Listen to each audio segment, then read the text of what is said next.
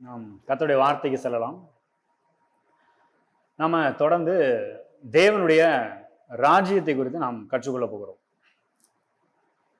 பாருங்க, இந்த வேதாகமம் ஏற்கனவே சொன்னேன் இல்லையா, இந்த வேதாகமம் எதை பற்றியது? The Bible is about king and kingdom and the royal family. இந்த வேதாகமம் எதை பற்றியது? ஒரு ராஜா, ஒரு ராஜ்யம், ராஜரிக குடும்பத்தை பற்றியது தான் இந்த வேதாகமம். இன்னும் எளிமையா சொல்லணும் அப்படின்னா, இந்த வேதாகமம் ஒரு அரசரை பற்றியது, அவருடைய அரசாட்சியை பற்றியது, அல்லது அவருடைய அரசாங்கத்தை பற்றியது, அந்த அரச குடும்பத்தை சேர்ந்த நம்மை பற்றியது தான் இந்த வேதாகமம். ஆகவே இதை என்னதான் பார்க்கக்கூடாது? ஒரு மத புஸ்தகம் என்ன செய்யக்கூடாது? பார்க்கக்கூடாது. மத புஸ்தகம் பார்த்தீங்கன்னா இது எப்போதுமே உங்களுக்கு சரியா புரியாது. அதனாலதான் கடந்த வாரத்தில் நம்ம சில காரியங்களை பார்த்தோம். தேவனுடைய ராஜ்யம்னா என்ன, இந்த ராஜ்யம் எப்படி செயல்படுகிறது, அதனுடைய தன்மை என்ன, இதெல்லாம் குறித்து நாம சில காரியங்களை நாம் கற்றுக்கொண்டோம். இப்ப தொடர்ந்து இந்த ராஜ்யத்தின் அடிப்படையில சில காரியத்தை கற்றுக்கொள்ள போகிறோம். என்ன அப்படின்னா, கடந்த வாரம் என்ன பார்த்தோம்? இந்த உலகத்துல எல்லா மனிதர்களுமே தங்களுடைய வாழ்க்கையில தங்களுடைய வாழ்க்கையின் சூழ்நிலையை மாத்தணும் அப்படின்னு விரும்புறாங்க. எல்லாருக்கும் ஏதோ ஒரு மோசமான சூழ்நிலை இருக்கு இல்லையா? யாருக்குமே சூழ்நிலை ரொம்ப நல்லா போறது இல்லை. எல்லாருக்குமே ஏதாவது ஒரு மோசமான சூழ்நிலை இருக்குது. அந்த சூழ்நிலையில இருந்து எப்படியாவது வெளியில வந்துடணும், தப்பிச்சிடணும், முன்னேறிடணும், என் வாழ்க்கை ரொம்ப நல்லா இருக்கணும் அப்படின்னு விரும்புறாங்க. ஆனால் அந்த சூழ்நிலையில இருந்து எப்படி வெளில வர்றது, இந்த சூழ்நிலையை எப்படி மேற்கொள்றது அப்படின்னு என்ன செய்யல, தெரியல. அதான் ஒரு விஷயம் சொன்னேன் கடந்த வாரத்துல. இயேசு என்கிற ஒரு மனிதன் இந்த பூமியில வந்து வாழ்ந்தார், வாழ்க்கையின் எல்லா சூழ்நிலையும் மேற்கொண்டார். பாருங்க, அவர் மேற்கொள்ளாத சூழ்நிலைன்னு எதுவுமே இல்லை. நீங்க இன்னைக்கு சந்திக்கிற உங்களுடைய வாழ்க்கையின் எல்லா பிரச்சனைகளையும் எல்லா சூழ்நிலைகளையும் அவரும் சந்தித்தார். அதை எல்லாம் வச்சும் ஜெயித்தார், முன்னேறினார், கடைசியில மரணத்தையும் ஜெயித்து எழுந்தார். அப்போ வாழ்க்கையின் சூழ்நிலையை ஜெயிக்கிறது எல்லா மனுஷங்களும் விரும்புறாங்க. எப்படி ஜெயிக்கிறது? பாருங்க, இயேசுவை ஆண்டவராக இரட்சகராக நம்முடைய வாழ்க்கையில ஏற்றுக்கொள்ளும் போது நாம் மனிதன் ஆதியிலே தேவன் அவனுக்கு கொடுத்த அந்த ஆளுகையை, அந்த ராஜரீக ஆளுகையை அவன் திரும்ப என்ன செய்து கொள்கிறான்? பெற்றுக்கொள்கிறான். அப்ப நாம இன்னைக்கு என்ன புரிஞ்சுக்கணும்? கடந்த வாரமே சொன்ன, மனுஷன் பரலோகத்தை இழக்கல, மனுஷன் இழந்தது என்னது? ஆளுகையை. நீங்க எல்லாவற்றையும் நீங்கள் பழுகி பெருகி பூமியை நிரப்பி அதை கீழ்ப்படுத்தி ஆண்டு கொள்ளுங்கள் என்று சொல்லி என்ன செய்தார்? ஆசீர்வதித்தார். பரலோகத்தை கொடுக்குறேன்னு என்ன செய்யல? ஆசீர்வதிக்கல. அப்ப அந்த ஆளுகையை பாவம் செஞ்சோன்னா மனுஷன் என்ன செஞ்சுட்டான்? இழந்துட்டான். அந்த ஆளுகையை, அவன் இழந்து போன ஆளுகையை கொடுக்கும்படியாக கடவுளாய் ராஜாதி ராஜாவாய் இருந்த இயேசு என்ன செய்தார்? மனிதனாய் இறங்கி பூமிக்கு வந்தார். அந்த ஆளுகையை நமக்கு திரும்ப கொடுத்திருக்கிறார். இப்ப இயேசுவை போலவே நாமும் நம்முடைய வாழ்க்கையின் எல்லா சூழ்நிலையும் ஆளலாம், மாற்றலாம், நம்ம விரும்புறபடி அதை அமைத்துக் கொள்ளலாம். அதை குறித்து இன்னும் விவரமா நான் இன்னைக்கு சொல்ல போறதில்லை. கடந்த செய்தி நீங்க கேட்டீங்கன்னா இன்னும் நல்லா அதை புரிந்து கொள்ள முடியும். ஆனா இன்னைக்கு என்ன காண்பிக்க போறேன்? இன்னைக்கு அதோடு சம்பந்தப்பட்ட சில காரியத்தை பார்க்க போகிறோம். இந்த சூழ்நிலையை பத்தி சொன்னேன் இல்லையா? சூழ்நிலையை மேற்கொள்ள முடியலன்னு எல்லாரும் தவிக்கிறாங்க. குடும்ப சூழ்நிலை சரியில்லைங்க, பொருளாதார சூழ்நிலை சரியில்லை, பிள்ளைகளுடைய சூழ்நிலை சரியில்லை, இன்னும் தேச தலைவர்கள் தேசத்தின் சூழ்நிலையே சரியில்லை அப்படின்ற ரீதியில போயிட்டு இருக்காங்க இல்லையா? நான் இந்த எல்லா சூழ்நிலை, வாழ்க்கையின் எல்லா பிரச்சனையும் சேர்த்து ஒட்டு மொத்தமா ஒரு 3 பகுதியா பிரிச்சிருக்கிறேன். வாழ்க்கையில எல்லாருக்குமே பிரச்சனை இருக்குது, யாருக்குமே பிரச்சனை இல்லாம இல்ல. யாராவது பிரச்சனை இல்லாம இருக்கிறீங்களா? எல்லாருக்கும் பிரச்சனை இருக்கு, எனக்கும் சில பிரச்சனைகள் இருக்கிறது. ஆனா இந்த எல்லா பிரச்சனையும் 3 முக்கிய பிரச்சனையாக நான் பிரித்திருக்கிறேன். வாழ்க்கையின் 3 முக்கிய பிரச்சனை குறித்து இன்றைக்கு பார்க்க போகிறோம். ஒருவேளை நீங்க சொல்லலாம், இல்லைங்க எனக்கு 1008 பிரச்சனை இருக்குது அப்படின்னு சொல்லலாம். ஒவ்வொருத்தரும் சொல்றாங்க, எனக்கு இன்னைக்கு குடும்பத்துல 1008 பிரச்சனை இருக்கு, வேலையில 1008 பிரச்சனை இருக்கு, பொதுவா இப்படி சொல்லி ஒரு பழக்கம் இருக்குது. ஆனா எல்லா பிரச்சனையும் சேர்த்து நான் 3 பிரச்சனையா சொல்றேன். இதுதான் வாழ்க்கையின் 3 முக்கிய பிரச்சனை. என்ன பிரச்சனை அப்படின்னு பார்க்க போறோம். பிரச்சனை மட்டும் பார்த்துட்டு அப்படி விட போறது இல்லை, ஏன்னா எல்லாருக்கும் தான் பிரச்சனை இருக்குதே. அந்த பிரச்சனைக்கான தீர்வை என்ன செய்ய போறோம்? பார்க்க போகிறோம். சரி, அந்த பிரச்சனை என்னன்னு முதல்ல நான் சொல்லிடுறேன். முதல்ல எல்லாருக்கும் இருக்கிற பொதுவான பிரச்சனை ஃபினான்ஸ் பிரச்சனை. முதல் பிரச்சனை என்னது? ஃபினான்ஸ். 2வது பிரச்சனை ஃபேமிலி ஆர் ரிலேஷனல் ப்ராப்ளம். 3வது பிசிக்கல் ப்ராப்ளம், பொருளாதார பிரச்சனை அல்லது பண பிரச்சனை. 2வது குடும்பம் அல்லது குடும்பத்துல மற்றவர்களோட உறவுகள்ல இருக்கிற பிரச்சனை. அந்த உறவுன்னு சொல்லும் போது குடும்ப உறவையும் சொல்லலாம். ஒரு வேலைக்கு போறீங்க, அங்க எஜமான் வேலைக்காரன் என்ற உறவு இருக்குது. நண்பர்கள் மத்தியில் ஒரு உறவு இருக்குது. அந்த உறவுல சில பிரச்சனை ஏற்பட்டுருது. அந்த உறவுல பல விதமான சிக்கல்கள் ஏற்பட்டிருக்குது. அதனாலதான் இன்னைக்கு குடும்பம் பிச்சுட்டு போயிரு. கல்யாணம் பண்றாங்க, ஒரே மாசத்துல பிச்சுக்கிறாங்க. அது ஒரு பெரிய பிரச்சனையா இருக்கு. மூணாவது என்ன பிரச்சனை? சரீர பிரச்சனை. சரீரத்துல பலவீனம் ஏற்படுது, வியாதி வருது. நமக்கு வியாதி வருது, இல்லைன்னா பிள்ளைகளுக்கு வருது. யாராவது ஏதாவது ஒரு இதுல சரீரத்தில் என்ன செய்யறாங்க? பாதிக்கப்பட்டுட்டே இருக்கிறாங்க இல்லையா? அப்ப அந்த மூன்று முக்கிய பிரச்சனையை நம்ம பார்த்து அந்த மூணு முக்கிய பிரச்சனையை எப்படி தீர்க்கிறதுன்னு தெரிஞ்சிட்டோம்னா, நான் சொல்றேன், நம்முடைய வாழ்க்கையில ரொம்ப சந்தோஷமா கொஞ்சம் ஈஸியா வாழலாம். பிரச்சனைய தீர்க்கணும்னு விரும்புறீங்களா எல்லாரும்? நான் ரொம்ப விரும்புறேன். இந்த மூணு பிரச்சனையும் தீர்க்கணும்னு ரொம்ப ரொம்ப விரும்புறேன். அதுக்கு முன்னாடி இன்னொரு விஷயம் புரிஞ்சுக்கணும். இந்த மூணையும் கடவுள் தான் மனுஷனுக்கு கொடுத்தாரு. மூணு பிரச்சனையும் கொடுக்கல. இந்த பொருளாதாரம் அல்லது பணம் அல்லது குடும்ப உறவு, ரெண்டாவது குடும்ப உறவு, மூணாவது இந்த சரீரம். இந்த சரீரத்தை யார் கொடுத்தா? இந்த மூணையும் கடவுள் தான் மனுஷனுக்கு கொடுத்தாரு. பொருளாதாரத்தை, இந்த பொருள் நிறைந்த உலகத்தை மனுஷனுக்கு கடவுள் தான் கொடுத்தாரு. குடும்பத்தை ஆதியிலே ஆதாம் ஏவாள் என்று சிருஷ்டித்து அவர்களை குடும்ப உறவாக ஏற்படுத்தி வச்சது யாரு? கடவுள் தான். மூணாவது, அவர்களுக்கு இந்த சரீரத்தை, இந்த பூமியில மனிதன் வாழ வேண்டும் என்பதற்காக இந்த சரீரத்தை கொடுத்தது யாரு? கடவுள் தான்.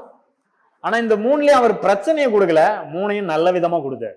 எடுத்துக்கொள்வோம். ஆதியாகமம் 1வது அதிகாரம் பாருங்க. ஆதியாகமம் 1வது அதிகாரத்துல தான் அந்த மூணையும் சிருஷ்டிக்கிறார் இல்லையா? இதுல திரும்ப திரும்ப ஒரு விஷயத்தை வாசிக்கிறோம். முதல் வசனத்தை பாருங்க. ஆதியிலே தேவன் வானத்தையும் பூமியையும் சிருஷ்டித்தார். அப்ப எல்லாத்தையும் உண்டாக்குனது யாரு? தேவன். கடவுள் தான் எல்லாத்தையும் உண்டாக்கி இருக்கிறார்.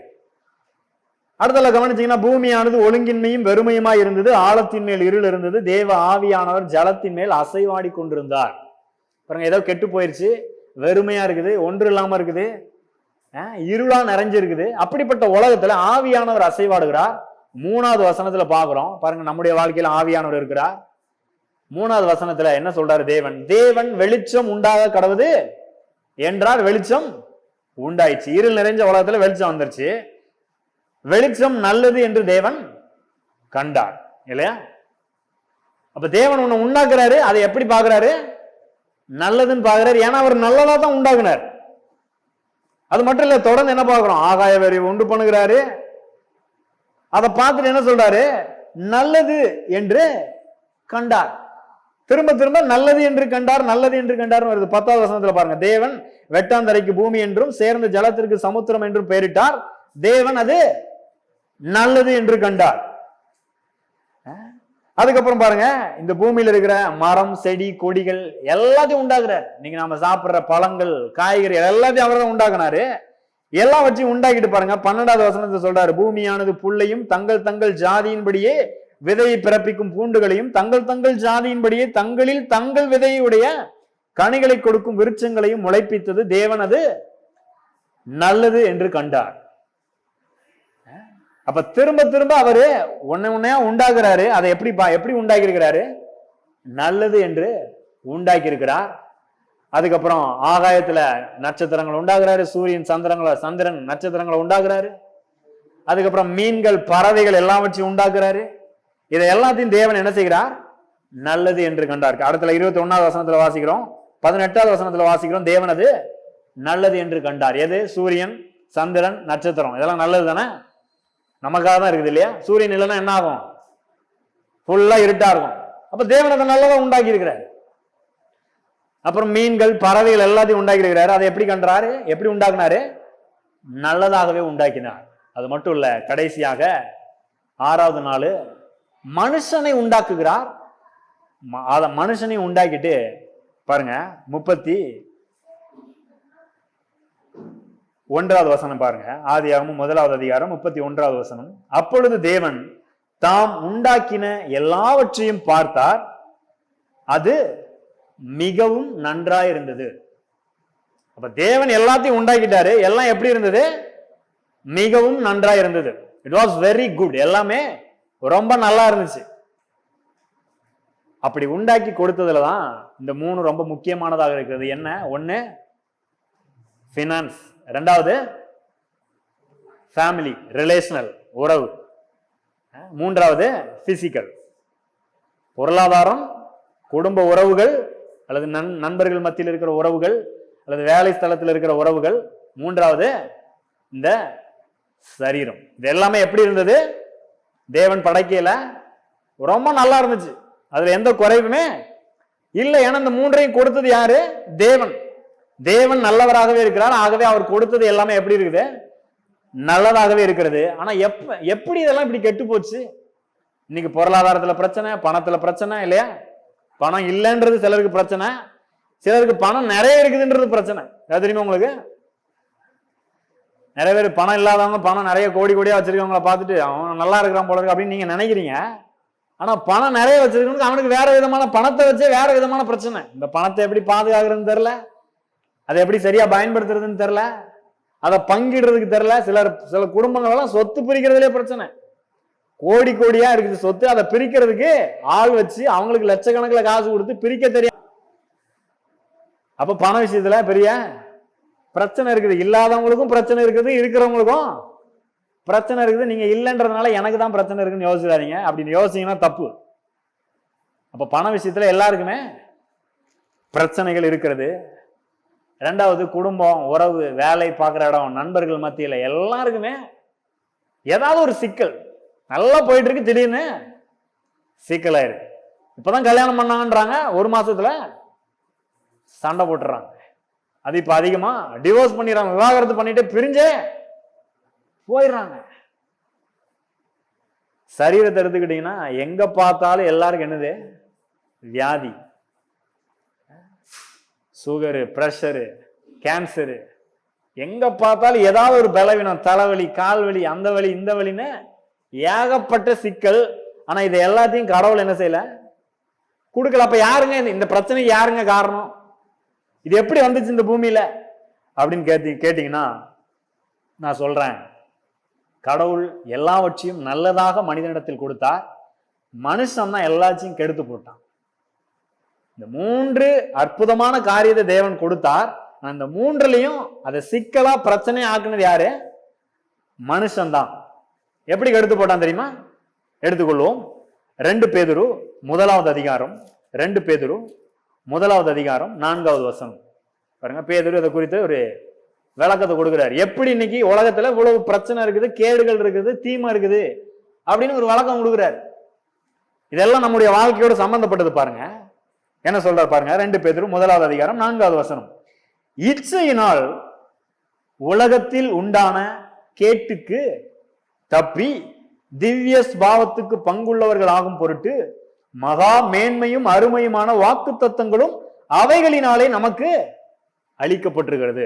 என்ன சொல்றாரு? இச்சையினால் இந்த உலகத்தில் உண்டான கேடு. முழு வசனத்தையும் பார்க்க போறதில்ல. முழு வசனத்துல இந்த கேடுல இருந்து எப்படி தப்பிக்கிறதுக்கு தேவன் வாக்குத்தத்தம் பண்ணிருக்கிறாரு, அதையும் சொல்றாரு. ஆனா முதல் லைன்ல என்ன சொல்றாரு? இச்சையினால் உலகத்தில் உண்டான கேடு. அப்ப இந்த உலகத்துல கேடு எப்படி வந்துச்சான்? இச்சையினாலதான் வந்துச்சு. எல்லாருக்கும் ஆசை, இல்லாததுனாலதான் ஆசை. அந்த இச்சையினாலதான் உலகத்துல கேடு வந்துச்சுன்றாரு. கடவுளால என்ன செய்யல? வரல. ஏதாவது கேடு நடந்துச்சு, கெட்டது நடந்துச்சு, உடனே நிறைய பேர் என்ன நம்புறாங்க? கடவுள் தான் ஏதோ பண்றாரு, ஆண்டவன் ஆட்டி படைக்கிறான், இப்படிதான் நிறைய பேர் நம்பிட்டு இருக்கிறாங்க. வேதம் அதை என்ன செய்யல? சொல்லல. எல்லா கேடுக்கும் காரணம் என்னது? மனிதனுடைய இச்சை. இது இன்னும் கொஞ்சம் யாக்கோபு இன்னும் கொஞ்சம் வளர்க்கிறார் பாருங்க. இதுல பேதுரு என்ன சொல்லிட்டாரு? இச்சையினால் உலகத்தில் உண்டான கேடு அப்படின்னு சொல்லிட்டாரு. யாக்கோபு என்ன சொல்றாரு பாருங்க. நிறைய பேர் கடவுளை குத்தம் சொல்றாங்க இல்லையா? ஆண்டவர் தான் அப்படி பண்ணிட்டாரு, கடவுள் தான் அப்படி பண்ணிட்டாரு அப்படின்றாங்க. யாக்கோபு என்ன சொல்றாரு பாருங்க. யாக்கோபு 1வது அதிகாரம், யாக்கோபு 1வது அதிகாரம் 13வது வசனம், 14வது வசனம், 15வது வசனம் வாசிக்கிறேன். யாக்கோபு 1:13 வாசிக்கிறேன். சோதிக்கப்படுகிற எவனும் நான் தேவனால் கடவுளால் சோதிக்கப்படுகிறேன் என்று சொல்லாதிருப்பானாக. தேவன் பொல்லாங்கினால் சோதிக்கப்படுகிறவர் அல்ல, ஒருவனையும் அவர் சோதிக்கிறவரும் அல்ல. என்ன சொல்றாரு? வாழ்க்கையில ஏதோ ஒரு தப்பு நடந்துச்சு, ஏதோ கெட்டது நடந்துச்சு, ஏதோ பிரச்சனை ஆயிடுச்சு அப்படின்னா அது என்ன செய்யக்கூடாதான்? கடவுள் சோதிச்சுட்டாரு என்னையா அப்படின்னு சொல்லாதீங்க, ஒருவனும் சொல்லாதிருப்பானாக அப்படின்றாரு. ஏன் தேவன் பொல்லாங்கினால், தீமையான தவறான காரியத்தினால அவர் யாரும் என்ன செய்யறது இல்ல? சோதிக்கிறதே. அவரும் சோதிக்கப்படுகிறது இல்ல.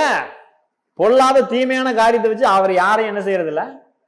சோதிக்கிறது இல்ல. இதனால புரிஞ்சுக்கணும்.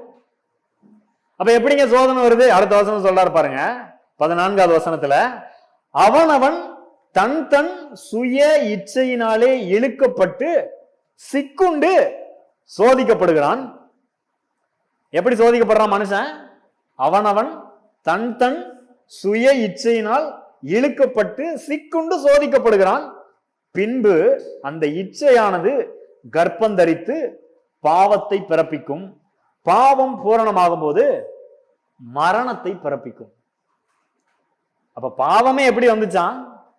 இச்சையினாலதான் வந்துச்சு அப்படின்ற. இப்ப கடவுளை குத்தம் சொல்லி குறை சொல்லி ஒரு பிரயோஜனம் இல்லை. நிறைய பேர் கடவுள் தான் ஏதோ பண்ணிட்டு இருக்காருன்னு நினைக்கிறாங்க.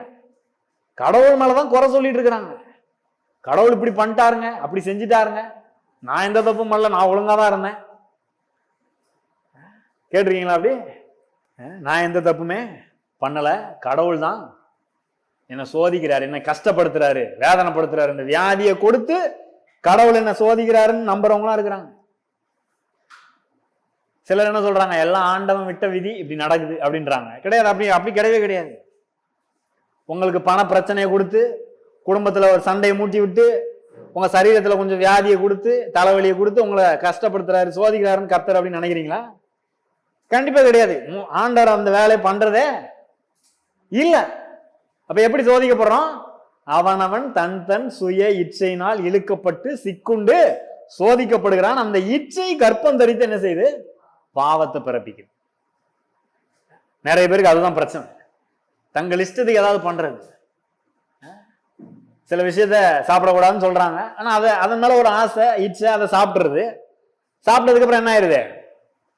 வியாதி வருது, பலவீனம் வருது, குறைவு வருது, பிரஷர் கூடுது, சுகர் கூடுது, உடனே வேற ஏதாவது சிக்கல் ஆயிருது இல்லையா? அப்ப என்ன பண்ணணும்? கடவுள் இப்படி பண்றாருன்னு சொல்லக்கூடாது, தேவையில்லாத சாப்பிட்றத கட் பண்ணணும். இல்லைங்க ஜாங்கிரியை பார்த்தோன்னே எனக்கு ஆசை வந்துருது அப்படின்னு, அப்ப ஆசைப்பட்டதுக்கு என்ன செய்ய வேண்டியதா இருக்குது? அனுபவிக்க வேண்டியதா இருக்குது. ஆண்டவர் வியாதி கூடுதாருன்னு சொல்லக்கூடாது. அப்புறம் இல்லைங்க அந்த லட்டை பார்த்தோன்னா என்னால கண்ட்ரோல் பண்ண முடியல அப்படின்னா என்ன ஆகும்? சுகரு கூடத்தான் செய்யும் இல்லையா? அப்ப சிக்கலை உண்டாக்குது. அப்ப அந்த சிக்கலுக்கு யாரு காரணம் இல்லை? ஆண்டவர் காரணம் இல்லை. நம்ம அதை இச்சிக்கிறோம், அதை வாங்கி என்ன செஞ்சிடறோம்? சாப்பிட்றோம். அதனால என்ன ஆகுது? சரீரத்துல வியாதி வந்துடுது, பலவீனம் வந்துடுது.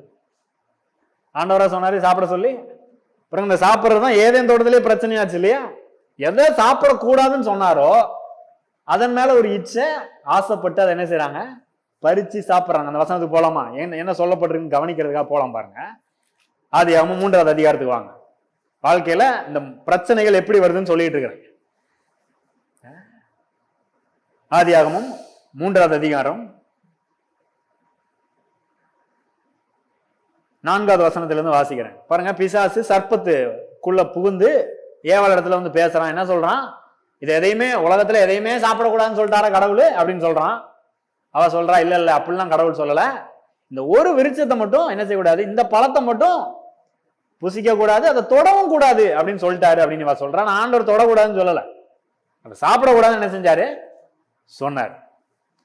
இப்ப பாருங்க 4வது வசனத்தை கவனிங்க. அப்பொழுது சர்ப்பம் ஸ்திரீயை நோக்கி, நீங்கள் சாகவே சாவதில்லை. இந்த பழத்தை சாப்பிட்டா என்ன செய்ய மாட்டீங்க? சாகவே சாவதில்லை, நல்லா இருப்பீங்க. நீங்கள் இதை புசிக்கும் நாளிலே உங்கள் கண்கள் திறக்கப்படும் என்றும் நீங்கள் நன்மை தீமை அறிந்து தேவர்களைப் போல் இருப்பீர்கள் என்றும் தேவன் அறிவார் என்றது. நல்லா கவனிங்க. இங்க இந்த இடத்துல இருந்தா இன்னைக்கு நிறைய பேர் விளம்பரமா எடுத்து பண்றாங்க. எதை கடவுள் சாப்பிடக்கூடாதுன்னு சொல்றாரோ அதை சாப்பிட வைக்கிறதுக்கு என்ன வழி? இதை சாப்பிட்டா நீ நல்லா இருவ. நீ விளம்பரம் ஃபுல்லா பார்க்கலாம். ஒரு சாக்லேட் விளம்பரத்துக்கு கூட என்ன போடுவாங்க? இந்த மாதிரி டேஸ்டான ஒரு இனிப்பு ஸ்வீட்டு உலகத்திலேயே இல்லை. இதை சாப்பிட்டா கணவன் மனைவி உறவு நல்லாயிரும், இதை சாப்பிட்டா உனக்கு ஒரு பொண்ணு கரெக்ட் ஆயிரும். இப்படிலாம் விளம்பரம் போடுறாங்க தெரியுமா உங்களுக்கு? இதை போய் கொடுத்துரு, உனக்கு ஒரு பொண்ணு கிடைச்சிரும். இதை சாப்பிட்டா அப்படியே சொர்க்கத்துல இருக்கிற மாதிரி இருக்கும். இப்பெல்லாம் விளம்பரம் போடுறாங்க, எல்லாம் எங்க இருந்து எடுத்தது, இங்க இருந்து எடுத்தது. ஆனா அது உண்மை கிடையாது. ஆனா நம்ம பார்த்தோம்னா அதை பாக்குறது எப்படி இருக்குது, உண்மைதானோ இது, இதை சாப்பிட்டா உண்மையிலேயே சொர்க்கத்துல இருக்க மாதிரி இருக்குமோ, மிதந்துருவோமோ அப்படின்னு யோசிச்சு என்ன செஞ்சிடறோம், சாப்பிட்றோம். பாருங்க, இங்க ஏவாளும் அதைத்தான் பண்றா. என்ன சொல்றா, அடுத்த வசனத்தை கவனிங்க, 6வது வசனம். அப்பொழுது ஸ்திரீயானவள், பாருங்க விளம்பரம் போடுற மாதிரி காட்டுறான் இவன் முன்னாடி. விளம்பரம் போட்டாச்சு, இப்ப அடுத்த என்ன நடக்குது, அப்பொழுது ஸ்திரீயானவள் அந்த விருட்சம் புசிப்புக்கு நல்லதும் பார்வைக்கு இன்பமும் புத்தியை தெளிவிக்கிறதற்கு இச்சிக்கப்படத்தக்க, நல்லா கவனிக்கிறீங்களா அந்த வார்த்தைய, புத்தியை தெளிவிக்கிறதற்கு இச்சிக்கப்படத்தக்க விருட்சமாய் இருக்கிறது என்று கண்டு அதன் கனியை பறித்து புசித்து தன் புருஷனுக்கும் கொடுத்தால் அவனும் புசித்தான். அப்ப என்னது இங்க பிரச்சனை, இச்சை. அதை பாக்குறாங்க, இதை சாப்பிட்டா நல்லா ஆயிரும், இதை சாப்பிட்டா கடவுள் மாதிரி ஆயிடலாம், இதை சாப்பிட்டா எனக்கு ஞானம் வந்துடும், இதை சாப்பிட்டா என் வாழ்க்கையே நல்லாயிரும் அப்படின்னு பார்த்து இச்சிக்கிறார்கள். இச்சையின் விளைவா என்ன செய்யறாங்க, சாப்பிடுறாங்க. அதுதான் பாவத்தை பிறப்பிக்குது. தேவனுடைய வார்த்தை என்ன செஞ்சுட்டாங்க, மீறிட்டாங்க. அப்ப பாவத்தினுடைய ஸ்டார்டிங், அந்த ஆரம்ப புள்ளி என்னது, இச்சை. அப்ப கடவுள் பிரச்சனைக்கு காரணம் கிடையாது. எது காரணம், நம்முடைய ஆசை, நம்முடைய இச்சை.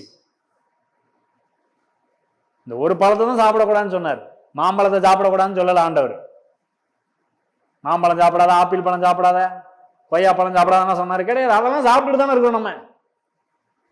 ஏதேன் தொடர்ல அவங்களும் நல்லா தான் சாப்பிட்டுட்டு இருந்தாங்க. இந்த ஒரு விஷயத்தை தான் தொடாதன்னாரு, அதை தொட்டு வாழ்க்கை கெட்டு போச்சு, எல்லாம் கெட்டு போச்சு. எந்த அளவு கெட்டு போச்சு, இன்னைக்கு நாம சந்திக்கிற எல்லா பிரச்சனைக்கும் அதுவும் ஒரு காரணம். அந்த பாவத்தின் விளைவுதான் இன்னைக்கு பொருளாதாரத்துல பிரச்சனை, குடும்பத்துல பிரச்சனை, சரீரத்துல பலவீனம், வியாதி இதெல்லாம் வருகிறது. இது எல்லாத்துக்கும் காரணம் கடவுள் கிடையவே கிடையாது. நல்லா புரிஞ்சுக்கணும். எல்லாத்துக்கும் காரணம் என்னது, இச்சை. எல்லாம் சொல்லுங்க, இச்சை. அதுதான் பிரச்சனை. இன்னும் சில வசனங்களை காண்பிக்கிறேன் பாருங்க. இன்னைக்கு அதுதான் பிரச்சனை. பாருங்க, ஏதேன் தோட்டத்தில் மட்டும் அது பிரச்சனை நினைச்சிடக்கூடாது. இன்னைக்கு சிலர்லாம் என்கிட்ட சொல்லுவாங்க, பாருங்க இந்த ஏவாள் சாப்பிட்டதுனாலதான் இன்னைக்கு பிரச்சனை, இல்லைன்னா நான் இன்னைக்கு நல்லா இருந்திருப்பேன்ல அப்படின்றாங்க. பாருங்க, இன்னைக்கு இயேசு உங்களை அந்த பாவத்திலிருந்து, சாபத்திலிருந்து என்ன செஞ்சுட்டாரு, காப்பாத்திட்டாரு, ரச்சித்துட்டாரு, மீட்டு எடுத்துட்டாரு. இன்னைக்கு நீங்க பாவி கிடையாது, நீங்க யாரு, நீதிமான்கள், தேவனுடைய பிள்ளைகள். இந்த ராஜ்யத்தில், தேவனுடைய ராஜ்யத்தில் பிறந்த தேவனுடைய பிள்ளைகளாக இருக்கிறீர்கள். இன்னும் கேட்ட நீங்கள் ராஜாக்கள் என்று வேதம் சொல்லுகிறது. ஆனா ராஜா மாதிரி ஆள்றது இல்ல. ராஜா மாதிரி ஆளாம நம்முடைய இச்சையினால ஏதாவது ஒரு காரியத்துல போய் என்ன செஞ்சிடறோம், விழுந்துடும். ஆளுகை செலுத்தாம அமிங்கி போயிடுறோம். நம்மள அது ஆளுகை செலுத்துது. அதுதான் பிரச்சனை. பாருங்க, திருப்பி கொள்வோம். 1 தீமோத்தேயு 6வது அதிகாரம். பவுலுங்க என்ன சொல்றாரு பாருங்க. 1 தீமோத்தேயு 6வது அதிகாரம் 9வது வசனம். ஐஸ்வர்யவான்களாக வேண்டும் என்று விரும்புகிறவர்கள் சோதனையிலும் கண்ணியிலும் மனுஷரை கேட்டிலும் அழிவிலும் அமிழ்த்துகிற மதிகேடும் சேதமுமான பலவித இச்சைகளிலும் விழுகிறார்கள். யாரு, ஐஸ்வர்யவான்கள் ஆக வேண்டும் என்று விரும்புகிறவர்கள். பாருங்க, ஐஸ்வர்யவான் ஆகணும்ன்றதே தப்புன்னு சொல்லக்கூடாது. அப்படி யோசிச்சிடாதீங்க, ஐஸ்வர்யமே தப்பு. ஏன்னா நான் இதை குறித்து தான் முன்னாடி போதிச்சுட்டு இருந்தேன். கர்த்தரின் ஆசீர்வாதமே ஐஸ்வர்யத்தை தரும், அதனுடைய ஒரு வேதனையை கூட்டார். அப்ப ஐஸ்வர்யவான் ஆகுறது தப்பு இல்லை. ஆனா எப்படியாவது பணத்தை சம்பாதிச்சிடணும், யாரையாவது ஏமாத்தியாச்சும் சம்பாதிச்சிடணும் அப்படி நினைக்கிறது தப்புன்றார். அப்படிப்பட்ட ஐஸ்வர்யவான்களை பத்தி பேசுறாரு. எல்லா ஐஸ்வர்யவான்களையும் திட்டல பவுல். இந்த வசனத்தை எடுத்துட்டு சிலர் என்ன சொல்லிட்டாங்க, பணமே தப்புன்ட்டாங்க. ஏன்னா அடுத்த வசனம் சொல்லுது இல்லையா, பண ஆசை எல்லா தீமைக்கும் வேறா இருக்கிறது. சிலர் அதை இச்சித்து விசுவாசத்தை விட்டு வலுவி அநேக வேதனைகளாலே தங்களை உருவ குத்தி கொண்டிருக்கிறார்கள். நல்லா கவனிங்க, பணம் எல்லா தீமைக்கும் வேறா இல்ல, பண ஆசை எல்லா தீமைக்கும் வேறா இருக்கிறது. பணத்தையே கெட்டதுன்னு நினைச்சிடக்கூடாது, தங்கமே கெட்டதுன்னு நினைச்சிடக்கூடாது. சில நேரத்தில் பாருங்க, வேதத்துல பழைய ஏற்பாட்டுல ஒரு சில இடத்துல ஆண்டவர் நீ நகையெல்லாம் கலட்டி தூர போடு அப்படின்ற மாதிரி பேசுறாரு. உனக்கு கொலுசு தேவையா அப்படிலாம் பேசுறாரு பாருங்க. இதை எடுத்துட்டு நிறைய பேர் என்ன நினைச்சிடறாங்க, நகையே போடக்கூடாது போ அப்படின்றாங்க. அப்படி நினைச்சிடறாங்க. அந்த மாதிரி ஆண்டவர் சொல்லல. ஏன் அந்த இடத்துல அந்த மாதிரி சில நேரங்கள்ல சொல்றாரு, நீ நகையே போடாத கழட்டிரு. ஏசாயெல்லாம் வாசிங்கன்னா இன்னும் ரொம்ப கடுமையான வார்த்தைகளை பயன்படுத்துறாரு. கர்த்தர் உன் உச்சந்தலையை மொட்டை அடிப்பார். நீ ஒய்யாரமா கொலுசு போட்டுட்டு ஒய்யாரமா நடந்து போறியா சிலுக்கு சிலுக்குன்னு அப்படின்னு சொல்லி திட்டிட்டு கொலுசே போடக்கூடாது, நகையை போடக்கூடாது, கம்மல் போடக்கூடாது, எதுவுமே போடக்கூடாது அப்படின்னு சொல்ற சிலர் இருக்கிறாங்க பாருங்க. அது எல்லாருக்கும் சொல்லல ஆண்டவர். அதை பெருசா நினைச்சு அதன் மீது ஆசை வச்சு அதை வச்சுட்டு கடவுளையே விட்ட ஆட்களை பத்தி பேசுறாரு. நீங்க பணத்தை வச்சுக்கிட்டு கொலுசு போட்டுட்டு கடவுளை விடலன்னா கொலுசு பிரச்சனை இல்லைங்க, நகை பிரச்சனை இல்லை, செயின் பிரச்சனை இல்ல. ஏன்னா இங்க பாருங்க, பண ஆசை எல்லா தீமைக்கும் வேறா இருக்கிறது. சிலர் அதை இச்சித்து, எதை, பணத்தை நகைய இச்சித்து விசுவாசத்தை விட்டு வழுவி. சிலர் பாருங்க அப்படின்னா என்ன அர்த்தம், கடவுளே சிலர் வேணாம்னு விட்டுறாங்க. பணம் தான் முக்கியம், கடவுள் வேணாம், காசே தான் கடவுளடான்ட்டு பணத்தை பின்பற்றிட்டு போயிடுறாங்க, கடவுளே வேணான்ற அளவுக்கு போயிடுறாங்க. அந்த மாதிரி ஆட்களை பத்தி பேசுறாரு. சிலர் விசுவாசத்தை விட்டு வழுவி அநேக வேதனைகளாலே தங்களை உருவ குத்தி கொண்டிருக்கிறார்கள். அப்ப அந்த மாதிரி ஆட்களை பத்தி தான் என்ன சொல்றாரு ஆண்டவர், முதல்ல அதை விடு, அதன் மேல இருக்கிற ஆசை என்ன செய்ய விடு. இன்னும் கேட்டா கோபத்துல என்ன சொல்றாரு, நகையெல்லாம் கழட்டி போட்டுரு அப்படின்றாரு. அப்படித்தான் அந்த இஸ்ரவேல் ஜனங்களை பார்த்து கோபத்துல சொன்னார் ஆண்டவர். இப்ப நீங்க உங்க பிள்ளைக்கு ஒரு பைக் வாங்கி கொடுக்குறீங்க, அந்த பைக்கை வச்சுட்டு அவன் லொல்லு பண்ணா என்ன பண்ணுவீங்க, இஷ்டத்துக்கு ஓட்டிட்டாலே நான் தாறு மாற ஓட்டிட்டாலே அப்ப என்ன பண்ணுவீங்க, ஃபர்ஸ்ட் என்ன பண்ணுவீங்க, தம்பி அந்த பைக்கு என்ன செய்ய கூடு, பைக் மேல என்ன செய்யக்கூடாது, தொடக்கூடாது. அது எதுக்கு சொல்றீங்க, இவன் இப்படியே ஓட்டிட்டு இருந்தான் அவனுக்கு நல்லது இல்லை இல்லையா. அப்ப அதே மாதிரிதான் பணத்தின் மேலே ஆசை இருந்து கடவுள் மேல இருக்கிற ஆசையை விட்டுட்டோம் அப்படின்னா அது நமக்கு நல்லது இல்லை. அப்படிப்பட்ட நேரத்துல கர்த்தர் என்ன சொல்றாரு, அதை விட்டுன்றாரு, முதல்ல அதை வச்சிருன்றாரு. முதல்ல உன் மைண்ட் என்ன செய்ய திருப்ப. அதனாலதான் போன வாரம் சொன்னேன், மனம் திரும்புங்கள் பரலோக ராஜ்யம் சமீபமா இருக்கிறது. அதனுடைய அர்த்தம் என்ன, கடவுளுடைய அரசாங்கம் ராஜ்யம் வந்து விட்டது அப்படின்னு அர்த்தம். அப்ப அவரை தேடணும், அவர் மேல ஒரு ஆசை இருக்கணும். அந்த மாதிரி ஆசை இருந்துச்சுன்னா பணம் ஒரு பிரச்சனையே இல்லை. பணம் உங்ககிட்ட நிறைய இருக்கலாம், தப்பு இல்லை, நகை நிறைய வச்சுக்கோங்க, தப்பு இல்லை. ஆனா ஆசையை எங்க வச்சுக்க கூடாது, பணத்து மேல வச்சிடக்கூடாது. அதனாலதான் சங்கீதக்காரன் ஜெபம் பண்றான், எனது இருதயம் பொருளாசையை சாராமல் உங்க மேல சாயட்டும் அப்படின்றான். உங்க ஆசை எங்க இருக்குது. அப்போ எல்லாருக்கும் இந்த வசனத்தை அவர் என்ன செய்யல, சொல்லல. எப்படி வேணா நான் பணக்காரன் ஆயிரணும், கோடீஸ்வரன் ஆயிரணும், மற்றவங்களுக்கு முன்னாடி நல்லா இருக்கணும், ராஜா மாதிரி இருக்கணும், அதனால என்ன வேணா நான் பண்ணுவேன், தப்பு பண்ணி கூட சம்பாதிச்சுக்குவேன் அப்படின்ற ஆட்களை பார்த்தா என்ன சொல்றாரு, இந்த மாதிரி இருக்காதீங்க அப்படின்னு சொல்றாரு. ஐஸ்வர்யவான்களாக விரும்புகிறவர்கள் சோதனையிலையும் கண்ணிலையும் சிக்கிறாங்க, கேடு வருவிச்சுக்கிறாங்க தங்களுக்கு அப்படின்றார். பாருங்க, இதை எடுத்துட்டு சிலர் பாருங்க, முந்தின சில வசனங்களை வாசிக்கிறேன் பாருங்க. 6வது வசனத்துல இருந்து வாசிக்கிறேன். போதும் என்கிற மனதுடனே கூடிய தேவ பக்தியே மிகுந்த ஆதாயம். இந்த வசனத்தை சிலர் என்ன செஞ்சிடறாங்க, அப்போ இருக்கிறது போதும் இரு, இப்படியே இருந்துரு, பரலோகத்துக்கு போனா போதும். அந்த மாதிரி பவுல் சொல்லல. பவுல் என்ன சொல்றாரு, இப்போ உங்ககிட்ட ஒருவேளை பணம் இல்லையா, நிறைய செல்வாக்கானு இல்லையா, பரவாயில்ல, இருக்கிறத வச்சு என்ன செய்ய, போதும் என்கிற மனதோட அதை வச்சு என்ன செய்ய, சரியா மேனேஜ் பண்ணு. இருக்கிற பணத்தை வச்சு என்ன செய்ய, மேனேஜ் பண்ணி நிர்வகிச்சு சரியா அதை வச்சு வாழு. அப்படிப்பட்ட ஒரு மனசு உனக்கு இருக்கட்டும். நீ அதை விட்டுட்டு கடன் வாங்கிடுறேன், அதை பண்ணிடுறேன், இதை செஞ்சிடறேன், யாராவது ஏமாத்தி சம்பாதிச்சிடறேன் அப்படி நினைக்காதன்றாரு. அந்த மாதிரி போதும் என்கிற மனதுடனே கூடிய தேவ பக்தியே மிகுந்த ஆதாயம். அதுக்காக போதும், இது 10,000 சம்பளம் வருதா, வாழ்க்கை ஃபுல்லா 10,000 போதும் அப்படி சொல்லல பவுல். அப்படி நினைச்சீங்கன்னா தப்பு. நமக்கே அது பிராக்டிக்கலா புரியுது இல்லையா. 10,000 வச்சு வாழ்ந்துடுறீங்களா இந்த காலத்துல நீங்க? சிலலாம் 2 லட்சம் 3 லட்சம் கோடியில சம்பளம் வாங்கலாம் கூட 15ஆம் தேதிக்கு மேல காசு இல்லைன்னு முடிச்சிட்டு இருக்கிறாங்க. நிறைய பேர் பார்த்துருக்கேன் நான். 2 லட்சம் சம்பளம் வாங்கலாம், 15ஆம் தேதிக்கு அப்புறம் கால் பண்ணி ஏன்ட காசு நிர்வகிக்க தெரியல, மேனேஜ் பண்ண தெரியல. அதுதான் பிரச்சனை. அப்படிப்பட்ட ஆளுகளை பத்தி சொல்றாருப்பா, இருக்கிறத வச்சு கரெக்டா மேனேஜ் பண்ணு, ஏமாத்தணும், ஏதாவது பண்ணி பணத்தை சம்பாதிச்சிடலாம், அடைஞ்சிடலாம் அப்படின்னு நினைக்காத அப்படின்னு சொல்றாரு. அது மட்டும் இல்ல, 7வது வசனம் பாருங்க.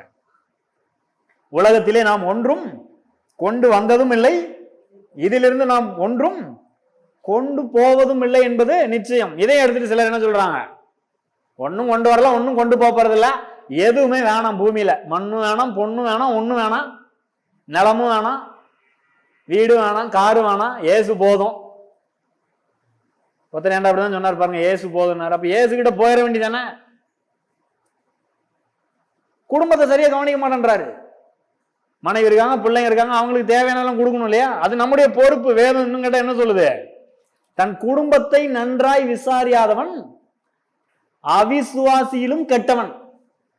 கடவுளை நம்பாதவனோட அவன் மோசமான ஆளுன்றாரு. அப்ப குடும்பத்தை நல்லா என்ன செய்யணும்? விசாரிக்கணும். குடும்பத்துக்கு தேவையானதெல்லாம் கொடுக்கணும், பிள்ளைங்களை நல்லா வளர்க்கணும், நல்லா படிக்க வைக்கணும், மனைவிக்கு தேவையானதெல்லாம் வாங்கி கொடுக்கணும். அது நம்முடைய பொறுப்பு பாருங்க. அது ஒரு ஆணுக்கு பொறுப்பா கொடுக்கப்பட்டிருக்குது. ஆனா அதை அடையிறதுக்காக, அதெல்லாம் சந்திக்கிறதுக்காக, அந்த தேவையை சந்திக்கிறதுக்காக ஏமாத்தி வாழலாம், எப்படி வேணா வாழலாம் அப்படின்னு போறது என்னது? தப்பு. இருக்கிறத வச்சு என்ன செய்ய? வாழ பழகணும். அதுக்கப்புறம் அதுல இருந்து கர்த்தரை நம்பி ஐஸ்வர்யத்தை சம்பாதிக்கிறதுக்கு அவர் பலன் கொடுக்குறாரு, ஐடியா கொடுக்குறாரு, அதை வச்சு என்ன செய்யணும்? முன்னேறணும். அப்படியே இருக்க கூடாது. அப்படியே இருந்தீங்கனாலும் உங்க தப்பு தான். இதே சம்பளத்தில் இருக்கிறீங்கன்னா தப்பு. நீங்க உங்களுடைய திறமைகளை என்ன செய்ய வேண்டும்? வளர்த்து கொள்ள வேண்டும். அடுத்தடுத்து முன்னேறி போகணும். அதற்கான காரியத்தை என்ன செய்யணும்? செய்யணும். ஆனால் இப்ப இருக்கிறத வச்சு என்ன செய்யணும்? மேனேஜ் பண்ண கத்துக்கணும். அதான் சொல்றாரு, உண்ணவும் உடுக்கவும் நமக்கு உண்டாயிருந்தால் அது போதும் என்று இருக்க கடவும்.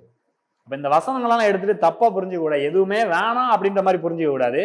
இப்போ உங்ககிட்ட என்ன இருக்குதோ அதை வச்சு என்ன செய்ய? மேனேஜ் பண்ணி வாழு. மற்ற ஐஸ்வர்யவான்கள் சிலர் தங்களுடைய வாழ்க்கையில தப்பு தப்பா பிசினஸ் பண்ணி ஏமாத்தி அப்படிலாம் கொள்ளையடிக்கிற அளவுக்கு என்ன செய்யாத, நடந்துக்காத. கர்த்தரை நம்புகிறவனும் செழிப்பான். ஆமா, நிச்சயமா செழிக்க முடியும். நீ இருக்கிற நிலையிலே கண்டிப்பா இருக்க மாட்டீங்க. நான் தொடர்ந்து அந்த ஆசீர்வாதத்தை குறித்து பேச போறேன். ஆபிரகாமின் ஆசீர்வாதத்தை பத்தி எல்லாம் பேச போறேன். அவன் செல்வ சீமானா இருந்தான்னு வாசிக்கிறான். ஆனா கர்த்தரை நம்பிட்டு இருந்தான். செல்வ சீமானானோன்னா ஏசுவே வேண்டாம், ஆண்டவரே வேண்டாம், எனக்கு பணம் இருக்குது போதும் அப்படின்னு போலாம். அவன் தேவனை விசுவாசித்தான், அது அவனுக்கு நீதியாக எண்ணப்பட்டதுன்னு வேதம் சொல்லுது. இப்ப தேவனும் அவனும் நண்பர்களா இருந்தார்கள். அது ரொம்ப முக்கியம். அவரை விட்டுட்டு நீங்க பணத்தின் பின்னாடி போனீங்கன்னா வாழ்க்கை சிக்கலாயிரும். அதுதான், அதை பத்தி தான் என்ன செய்யறாரு சொல்றாரு. அப்ப இந்த பண ஆசை, அந்த இச்சை, அதுதான் எல்லா தீமைக்கும் வேறா இருக்கிறது. ஆனா மற்றபடி நாம நம்முடைய வாழ்க்கையில எல்லாவற்றையும் அனுபவிக்க வேண்டும் என்று தேவன் என்ன செய்கிறார்? விரும்புகிறார். இன்னொரு சில வசனத்தை அதே அதிகாரத்தை வாசிக்கிறோம் பாருங்க. 17வது வசனத்தை கவனிங்க. இவ்வுலகத்திலே ஐஸ்வர்யம் உள்ளவர்கள் இருமாப்பான சிந்தையுள்ளவர்களாய் இராமலும் நிலையற்ற ஐஸ்வர்யத்தின் மேல் நம்பிக்கை வையாமலும். பாருங்க, ஐஸ்வர்யம் இருக்கிறது தப்புன்னு சொல்லல. ஐஸ்வர்யம் உள்ளவர்கள் என்ன பண்ணணுமா? அந்த நிலையற்ற ஐஸ்வர்யத்தின் மேல நம்பிக்கை வைக்க கூடாது. நீங்க நம்பிக்கை வச்சீங்கன்னா அதை இழந்துருவீங்க. ஆனா அடுத்தல சொல்றாரு, நாம் அனுபவிக்கிறதற்கு சகலவித நன்மைகளையும் நமக்கு சம்பூரணமாய் கொடுக்கிற ஜீவனுள்ள தேவன் மேல் நம்பிக்கை வைக்கவும், நன்மை செய்யவும், நற்கிரியைகளில் ஐஸ்வர்யவான்கள் ஆகவும், தாராளமாய் கொடுக்கிறவர்களும் உதார குணமுள்ளவர்களுமாய் இருக்கவும். எப்படி சொல்றாரு பாருங்க. அப்ப ஐஸ்வர்யம் எதுக்கு? நன்மை செய்யறதற்கு, மற்றவங்களுக்கு கொடுக்கறதுக்கு, உதவி செய்யறதுக்கு. எனக்கு நானே சுருட்டி எல்லாம் வச்சுக்கிறேன் அப்படின்ற நிலையில என்ன செய்யக்கூடாது? இருக்கக்கூடாது. அப்படியாப்பட்ட ஆட்கள் என்ன பண்றாங்க? பணத்தை நம்புறாங்க.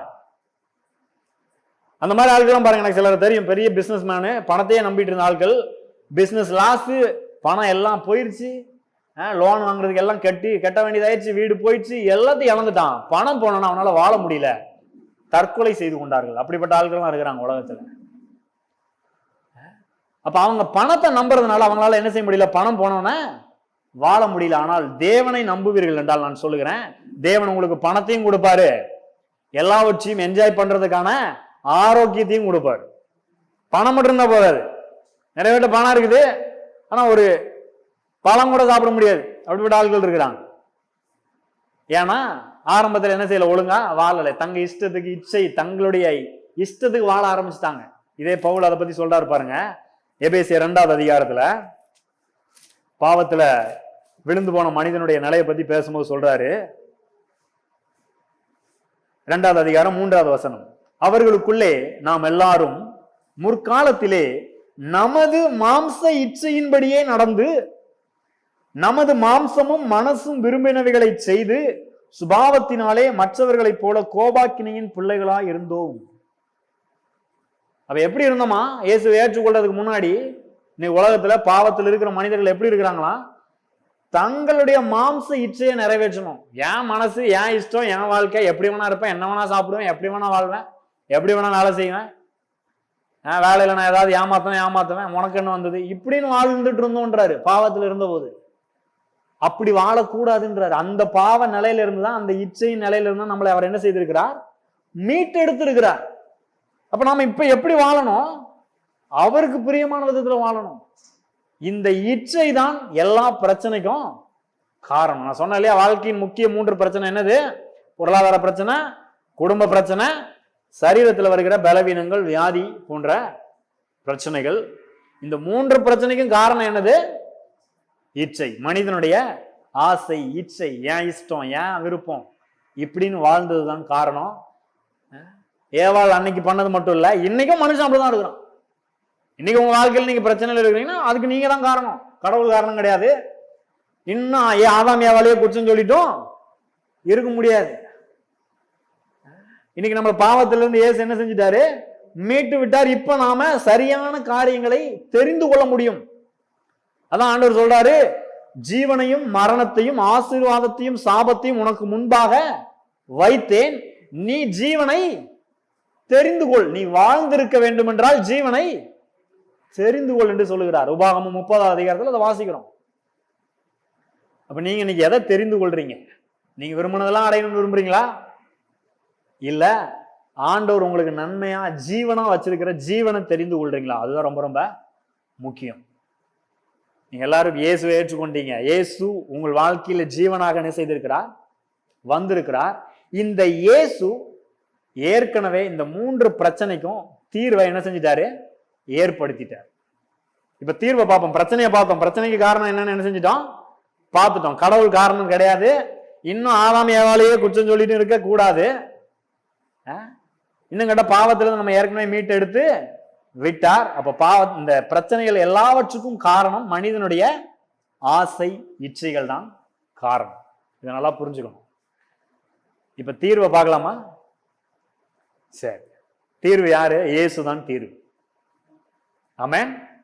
இயேசு அதற்காக இந்த 3 பிரச்சனைகளையும் தீர்க்கும்படியாக இயேசு என்ன செஞ்சிருக்கிறாருன்னு பார்த்து நம்ம முடிக்கலாம். திருப்பிக் கொள்வோம். 2 கொரிந்தியர் 8ஆம் அதிகாரம். முதல் பிரச்சனை என்ன? பொருளாதார பிரச்சனை இல்லையா? இப்ப இயேசு என்ன சொல்றாரு? இயேசு என்ன பண்ணிருக்கிறார் பாருங்க. 2 கொரிந்தியர் 8ஆம் அதிகாரம் 9வது வசனம். 2 கொரிந்தியர் 8ஆம் அதிகாரம் 9வது வசனம். நம்முடைய கர்த்தராகிய இயேசு கிறிஸ்துவின் கிருபையை அறிந்திருக்கிறீர்களே, அவர் ஐஸ்வர்யம் உள்ளவராயிருந்தும் நீங்கள் அவருடைய தரித்திரத்தினாலே ஐஸ்வர்யவான்கள் ஆகும்படிக்கு உங்கள் நிமித்தம் தரித்திரரானாரே. பணம் பெரிய பிரச்சனையா இருக்கு இல்லையா?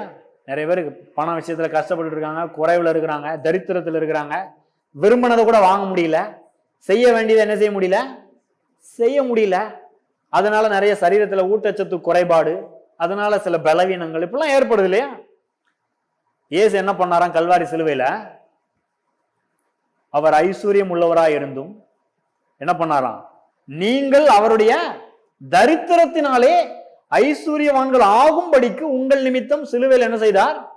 தரித்திரராகிவிட்டார். எல்லாத்தையும் இழந்து தொங்குகிறார். அவருடைய ஐஸ்வர்யத்தெல்லாம் நமக்கு கொடுக்கும்படியா கல்வாரி சிலுவையில் அவர் தரித்திரராகிவிட்டார். அப்போ இந்த பண பொருளாதார பிரச்சனை இயேசு என்ன செஞ்சுட்டாரு? சிலுவையில தீர்த்துட்டாரு. இப்ப நீங்க எப்படி இருக்க முடியும்? ஐஸ்வர்யவானாக இருக்க முடியும். ஏன்னா அவர் தரித்திரர் ஆயிட்டார்னா நம்ம ஐஸ்வர்யவானாக ஆகிட்டோம்.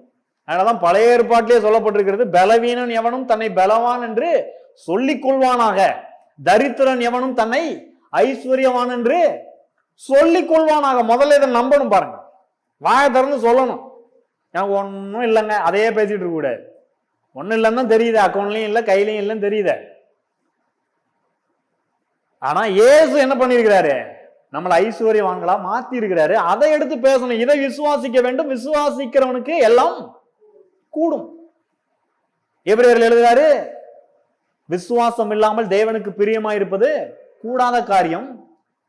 தேவனிடத்தில் சேர்கிறவன் அவர் உண்டென்றும் தம்மை தேடுகிறவர்களுக்கு பலன் அளிக்கிறவர் என்றும் என்ன செய்யணுமா? விசுவாசிக்கணும்.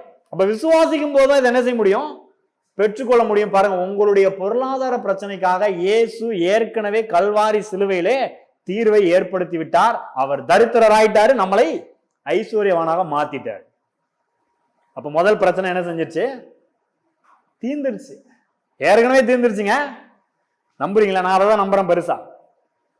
ஆனாலும் இன்னும் நிறைய பிரச்சனையா இருக்குதுங்க. அப்படின்னா ஏன் பிரச்சனையா இருக்குன்னு சொல்றேன். இப்போ ஒருவேளை உங்ககிட்ட நிறைய பணம் இல்லாம இருக்கலாம். ஆனால் நிறைய பேர் இன்னைக்கு என்ன பண்றாங்க அப்படின்னா, பக்கத்து வீட்டை பாக்குறாங்க, ஏத்த வீட்டை பாக்குறாங்க, அவங்க என்ன வாங்குறாங்க, இவங்க என்ன வாங்குறாங்க, இதெல்லாம் பாக்குறாங்க. பார்த்துட்டு தங்களிடத்துல பணம் இல்லைன்னா கூட என்ன பண்றாங்க? இஎம்ஐல போயிடுறது, கடன்ல என்ன செஞ்சிருது, யார்ட்டையாவது வட்டிக்கு 10 வட்டிக்குனாலும் வாங்கி நான் இந்த பொருளை வாங்கியே தீரணும், ஃப்ரிட்ஜ் வாங்கியே தீரணும், ஏசி வாங்கியே தீரணும், கார் வாங்கியே தீரணும் அப்படின்னு கடன் வாங்கி பண்ணிட்டு அதுக்கப்புறம் ஒரே கடன் பிரச்சனை பிரதர். பொருளாதாரத்துல பண விஷயத்துல பிரச்சனைல இருக்காங்களே அப்படிதான் சொல்றாங்க. ஒரே கடன் பிரச்சனை, என்ன பண்றதுன்னு தெரியல, ஒரே டென்ஷன் அப்படின்றாங்க இல்லையா? அதுக்கு காரணம் யார்? ஆண்டவரா? இல்ல, இவங்களுடைய ஆசை இச்சை. மற்றவங்களை பார்த்து அவங்களுக்கு என்ன இருக்குது, இவங்களுக்கு என்ன இருக்குது, அதனால எனக்கு வேணும் அப்படின்னு ஆசைப்பட கூடாது. பாருங்க, உங்களுக்கு தேவன் ஒன்றை கொடுத்துருக்கிறாரு, அதை மேனேஜ் பண்ண கத்துக்கோங்க. நீங்க அதுக்காக கார் வாங்க வேணாம்னு சொல்லல, பைக் வாங்க வேணாம்னு சொல்லல, ஃப்ரிட்ஜ் ஏசிலாம் வாங்க வேணாம்னு சொல்லல. எல்லாம் வாங்கிக்கோங்க, நல்லா இருக்கணும், நல்லா சந்தோஷமா இருக்கணும். பாருங்க, எல்லாத்தையும் நாம் அனுபவிக்க தான் தேவன் கொடுத்துருக்கிறார். ஆனால் கடன் வாங்கி என்ன செய்யக்கூடாது? வாங்கக்கூடாது. இன்னொருத்தங்களுக்கு இருக்குன்னு என்ன செய்யக்கூடாது? வாங்கக்கூடாது. அதுதான், அதுக்கு பேர் தான் ஆசை இச்சை. நீங்க அதை பண்ணிட்டு அப்புறம் பிரச்சனையா இருக்குன்னா பிரச்சனையா தான் இருக்கும். நிறைய பேர் கடன் பிரச்சனையால ஊரை விட்டு வாங்கினவங்களாம் எனக்கு தெரியும்.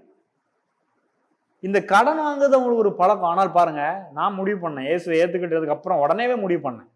14 வருஷம் ஆச்சு, இன்னைக்கு வரைக்கும் நான் கடனே யாருக்கிட்டையும் வாங்கணும்னு விரும்புறதே இல்லை. இனிமேலும் வாங்கக்கூடாதுன்னு தான் இருக்கிறேன்.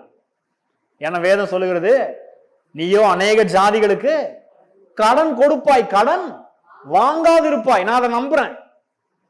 அப்ப இருக்கிறத வச்சு மேனேஜ் பண்ண கத்துக்கிறேன். நான் என்கிட்ட இப்ப எவ்வளவு இருக்குதோ அதை வச்சு என்ன செய்யறேன்? என்ன பண்ணலாம், இதுல என்ன பண்ணலாம்? நான் கர்த்தரை நம்புறேன். என் தேவை இன்னும் பெருகுச்சுன்னா என் தேவை அவர் என்ன செய்வாரு? சந்திப்பாரு.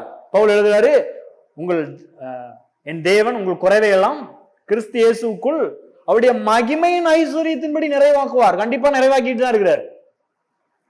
ஒன்னும் நம்மள கையேந்தி நிக்கிற நிலையில என்ன செய்யல அவரு விடல. சங்கீதக்காரர் சொல்றான், நான் இள வயது உள்ளவனா இருந்தேன், முதிர் வயது உள்ளவனானேன், நீதிமான் அப்பத்துக்கு இறந்து பிச்சை எடுத்து திரிந்ததை நான் பார்த்ததே இல்லைன்றான் இல்லையா? அப்ப கர்த்தரை நம்பும் போது நாம அப்படிப்பட்ட நிலைக்கெல்லாம் என்ன செய்யப்பட மாட்டோம்? தள்ளப்பட மாட்டோம். இன்னைக்கும் பண பிரச்சனைக்கு காரணம் என்ன? மனிதனுடைய ஆசை இச்சை தான். தேவன் காரணம் கிடையாது. கல்வாரி சிலுவையிலே உங்களுடைய பிரச்சனை எல்லாம் தீர்க்கப்பட்டிருக்கிறது. ஓகே, அடுத்த சில காரியங்களை சீக்கிரமா பார்க்கலாம். ரெண்டாவது என்ன பிரச்சனை? குடும்ப பிரச்சனை இல்லையா? உறவுகள்ல பிரச்சனை. நிறைய பேர் கல்யாணம் பண்ணி வாழ்ந்தா கூட நான் தனிமையா உணர்றேங்க, தனிமையா இருக்கிற மாதிரி இருக்கு, என்ன பண்றதுன்னு தெரியல, ரொம்ப தனிமையா ஃபீல் பண்றேன். அதனாலதான் நிறைய பேர் பிரிஞ்சு பிரிஞ்சு இருக்கிறாங்க. சிலர்லாம் பாருங்க, குடும்பத்துல ஒன்னா ஒரே வீட்டுக்குள்ள இருப்பாங்க, பேசிக்க மாட்டாங்க. அப்படி பாத்துருக்கீங்களா? இதெல்லாம் குடும்ப பிரச்சனை, குடும்பத்துல இருக்கிற சிக்கல், குடும்பத்துல இருக்க பல விதமான சிக்கல். பாருங்க, இதெல்லாம் எப்படி உடைக்கிறது? இதற்கும் கல்வாரி சிலுவையில இயேசு தீர்வை ஏற்படுத்தி இருக்கிறார். எடுத்துக்கொள்வோம். மத்தேயு 27வது அதிகாரம், சில வசனங்களை நான் சொல்லிட்டு முடிக்கிறேன்.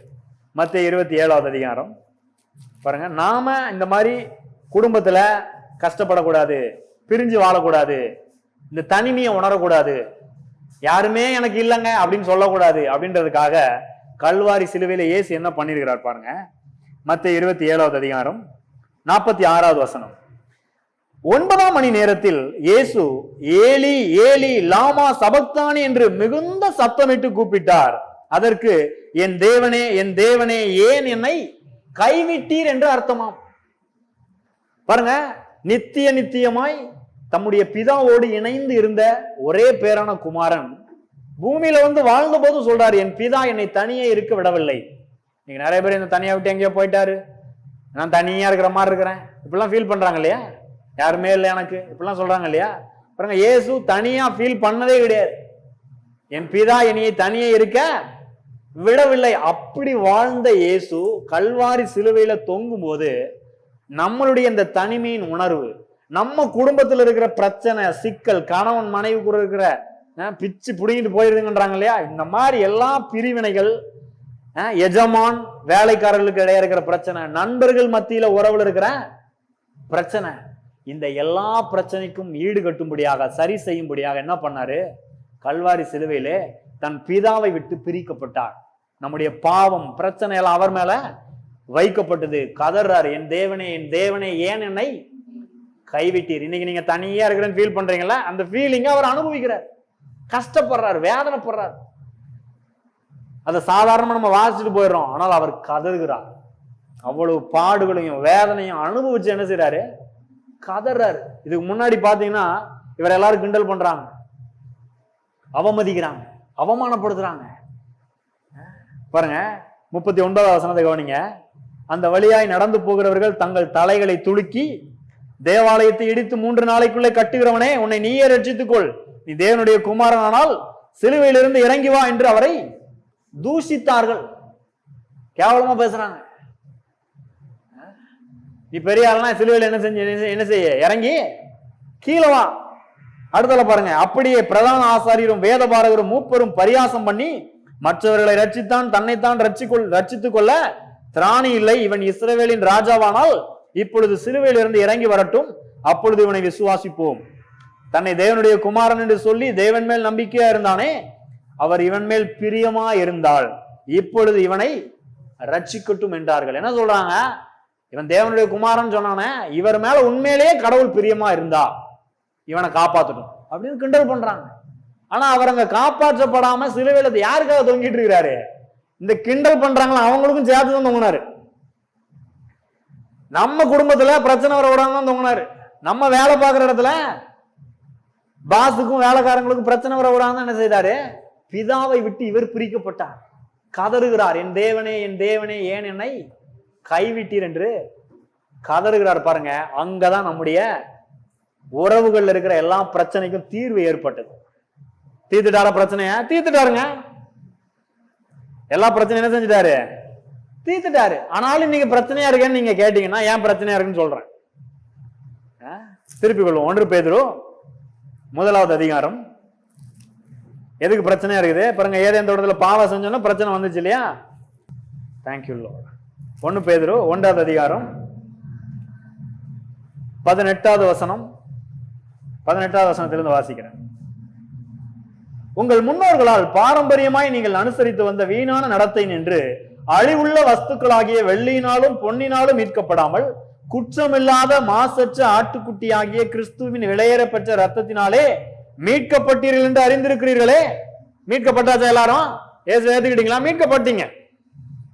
ஆனாலும் குடும்ப பிரச்சனையா இருக்குதா அப்படின்றீங்களா? தொடர்ந்து என்ன சொல்றார் பாருங்க. அவர் உலக தோற்றத்திற்கு முன்னே குறிக்கப்பட்டவராயிருந்து தமது மூலமாய் தேவன் மேல் விசுவாசமாய் இருக்கிற உங்களுக்காக இந்த கடைசி காலங்களில் வெளிப்பட்டார். உங்கள் விசுவாசமும் நம்பிக்கையும் தேவன் மேல் இருக்கும்படி அவரை மரித்தோரிலிருந்து எழுப்பி அவருக்கு மகிமையை கொடுத்தார். நம்முடைய நம்பிக்கை தேவன் மேல இருக்கிறதுக்காக தேவன் அவரை மரித்தோரிலிருந்து என்ன செய்தாராம்? உயிரோடு எழுப்பினாராம். ஆகையால் பாருங்க, இப்ப இயேசுவை நம்ம ஏத்துக்கிட்டோம். ஆகையால் நீங்கள் மாயமற்ற சகோதர சிநேகம் உள்ளவர்கள் ஆகும்படி ஆவியினாலே சத்தியத்திற்கு கீழ்ப்படிந்து உங்கள் ஆத்துமாக்களை சுத்தமாக்கி கொண்டவர்களாய் இருக்கிறபடியால் சுத்த இருதயத்தோட ஒருவரில் ஒருவர் ஊக்கமாய் அன்பு கூறுங்கள். இப்ப என்ன சொல்றாரு? மாயமற்ற ஒரு சகோதர சிநேகம் வேணுமா? கணவன் மனைவி உறவுக்குள்ள, நண்பர்களுக்குள்ள, எஜமான் வேலைக்காரருக்கு இடையில ஒரு மாயமற்ற உறவு வேணும், மாயமற்ற அன்பு வேணும். அவருக்கு தெரியாம நான் ஏதாவது பண்ணிக்கிறேன்னு நிறைய குடும்பங்கள தான் சிக்கல். கணவனுக்கு தெரியாம மனைவி ஏதாவது பண்றது, மனைவிக்கு தெரியாம கணவன் ஏதாவது பண்றது, அன்பு கட்டுற மாதிரி நடிக்கிறது. அவங்க இருந்தா ஒரு மாதிரி இருக்குது, இல்லைன்னா வேற மாதிரி இருக்கிறது. வேலையில பாருங்க, பாஸ் இருந்தா வேலை பார்க்குற மாதிரி நடிக்கிறது, வேலை பாஸ் போயிட்டாருன்னா மூடி வச்சிடுறது. நண்பர்கள் மத்தியில தான் அவன் இருக்கும்போது ஒண்ணு பேசுறது, இல்லாத போது வேற ஒண்ணு பேசுறது. இந்த மாயமற்ற நிலையில நம்ம இருந்தோம்னா நல்லா இருக்கும். ஆனா மாய்மாலமா நடக்கிறதுனால, அன்பு கூறாததுனால என்ன ஆகுது? இன்னைக்கும் வரவுள்ள சிக்கல் இருக்குது. அப்ப எப்படி இந்த சிக்கலை தீர்க்கிறது? இயேசுவை நம்ப வேண்டும், அவர் சொல்லுகிறபடி வாழ வேண்டும், அன்பு கூற வேண்டும்.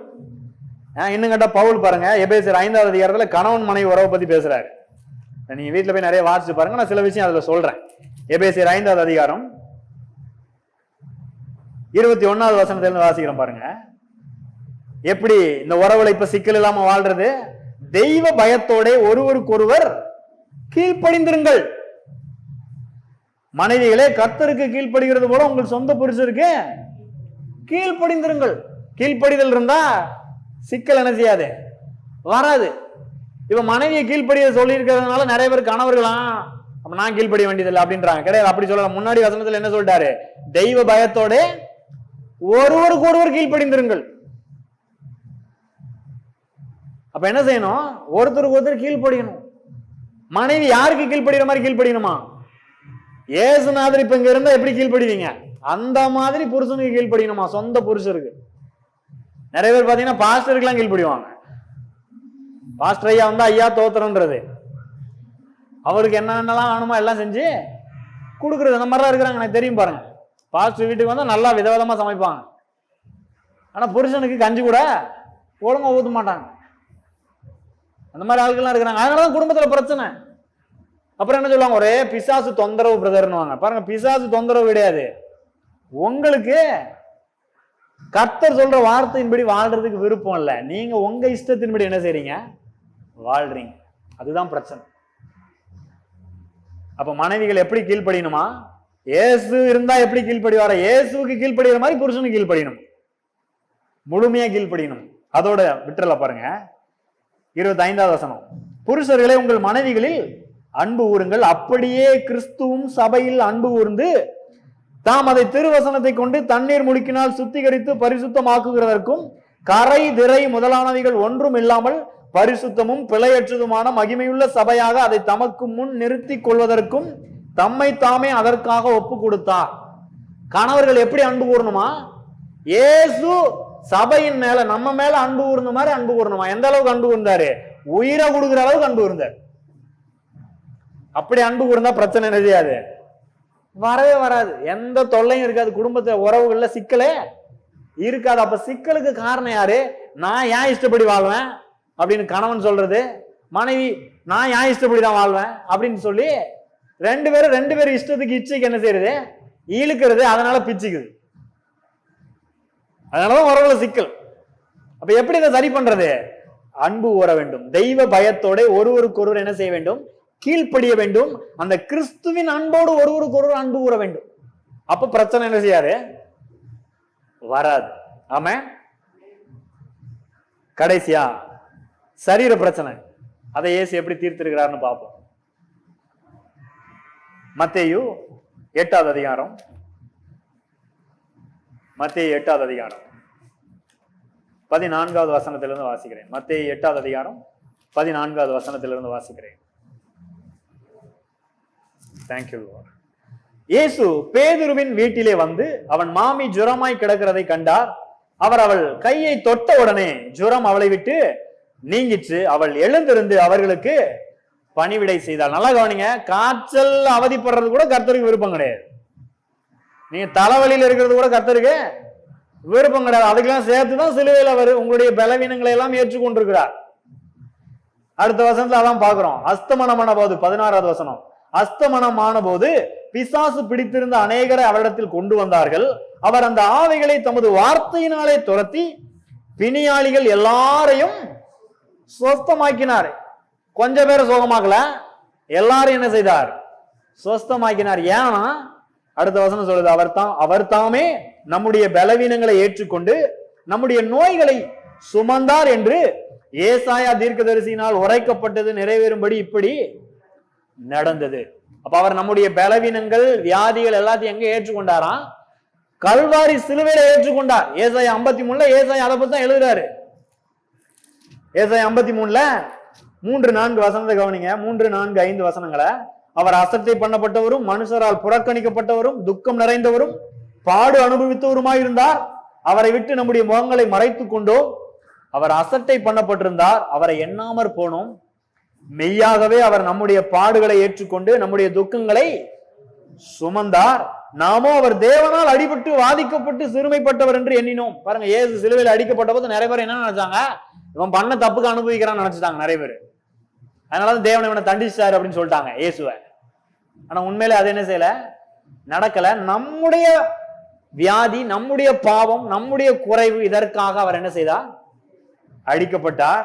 அததான் 5வது வசனத்துல சொல்றாரு, நம்முடைய மீறுதல்களின் நிமித்தம் அவர் காயப்பட்டு நம்முடைய அக்கிரமங்களின் நிமித்தம் அவர் நொறுக்கப்பட்டார். நமக்கு சமாதானத்தை உண்டு பண்ணும் ஆக்கினை அவர் மேல் வந்தது, அவருடைய தழும்புகளால் குணமாகிறோம். ஆமென். அப்ப அவருடைய தழும்புகளால நமக்கு ஒரு சுகம் என்ன செய்திருக்கிறது? உண்டாயிருக்கிறது. இங்க நமக்கு சமாதானத்தை உண்டு பண்ணும் ஆக்கினை அவர் மேல் வந்ததுன்னு இருக்கு இல்லையா? அதுக்கு அர்த்தம் என்னன்னா, வெறும் குடும்ப சமாதானம், மனசுல கொஞ்சம் நிம்மதியா இருக்குதுங்க, அந்த சமாதானத்தை பத்தி சொல்லல. பொருளாதாரத்துல நல்லா இருக்கிறது, குடும்பத்துல நல்லா இருக்கிறது, சரீரத்துல சுகமா வாழ்றது, வெற்றியாய் வாழ்வது, பிரச்சனைகள் எல்லாம் தீர்த்து முன்னேறி செல்வது, அப்படிப்பட்ட சமாதானத்தை பத்தி பேசுறாரு. அப்படி நாம சமாதானமா இருக்கணும்ன்றதுக்காக கல்வாரி சிலுவையிலே அவர் அடிக்கப்பட்டார், நொறுக்கப்பட்டார். எல்லா பாடுகளையும், எல்லா பாவங்களையும், சாபங்களையும், பிரச்சனைகளையும் தன்மேல் என்ன செய்தார்? ஏற்றுக்கொண்டார். ஆகவே இன்றைக்கு நம்முடைய பிரச்சனை என்ன செஞ்சிச்சு? தீர்ந்துருச்சு. வாழ்க்கையின் 3 முக்கிய பிரச்சனை என்ன செஞ்சிருச்சு? தீர்ந்துருச்சு. பொருளாதார பிரச்சனையும் தீர்ந்துருச்சு, உறவுகள் இருக்கிற குடும்ப உறவுகள் இருக்கிற பிரச்சனையும் தீர்ந்துருச்சு. சரீரத்துல வியாதி வராம என்ன செய்ய முடியும்? ஆரோக்கியமாய் வாழ முடியும். எல்லாவற்றுக்கும் அவர் எல்லாவற்றையும் செய்து முடித்திருக்கிறார். தொடர்ந்து நீங்க எல்லா விதத்திலையும் வெற்றியா வாழ முடியும். அதற்கு தேவையான எல்லாம் உங்களுக்கு கொடுக்கப்பட்டிருக்கிறது. அப்படிப்பட்ட ஒரு அன்பின் குமாரனுடைய ராஜ்யத்துக்கு உள்ள வந்திருக்கிறீங்க. இந்த அரசாங்கத்துல உங்களுக்கு எல்லாமே இருக்குது. பொருளாதாரம் இருக்குது, நல்ல குடும்ப வாழ்க்கை இருக்குது. குடும்பத்துல சண்டையே எல்லாம் இருந்தா எப்படி இருக்கும்? கொஞ்சம் யோசிச்சு பாருங்க. ஒரு நாள் கூட சண்டையே வரல அப்படின்னா எப்படி இருக்கும்? சொர்க்கமா இருக்கும் இல்லையா? நிறைய பேர் இங்க குடும்பத்துல சண்டையா இருக்கிறதுனால சொர்க்கத்துக்கு போகலாம்னு விரும்புறாங்க. ஆண்டவர் என்ன பண்றாரு? இங்கேயே உனக்கு நான் என்ன செய்யறேன்? உன் குடும்பத்தை நல்லாக்கி சொர்க்கத்தை இங்க கொடுக்குறேன்றார். சொர்க்க பூமி ஆக்குற உன் குடும்பத்தை குட்டி பரலோகமா நான் மாத்தி காட்டுறேன்றாரு. அதற்காக தான் உயிரை கொடுத்துருக்கிறேன். நல்லா கவனிங்க. பரலோகம் போறதுக்கு துடிக்காதீங்க. இங்கேயே குட்டி பரலோகத்தை என்ன செய்ய வேண்டும்? அனுபவிக்க வேண்டும். கடைசியாக ஒரே ஒரு வசனத்தை வாசிச்சு முடிக்கிறேன். கலாத்தியர் 5வது அதிகாரம். தொடர்ந்து நாம இது எல்லாவற்றிலும் வெற்றியாய் வாழ்வதற்கு பவுல் ஒரு ஆலோசனை கொடுக்கிறார் பாருங்க. நாம நம்முடைய ஆசை, நம்முடைய விருப்பம், நம்முடைய இச்சை, ஏன் விருப்பத்தின்படி வாழ போறேன்? கல்வாரி சிலுவையில இயேசு வந்து அவர் விருப்பத்தை செய்யல பாருங்க, பிதாவின் சித்தத்தை, விருப்பத்தை செய்தார். கலாத்தியர் 5வது அதிகாரம் 24வது வசனம். கிறிஸ்துவினுடையவர்கள் தங்கள் மாம்சத்தையும் அதன் ஆசை இச்சைகளையும் சிலுவையில் அறைந்திருக்கிறார்கள்.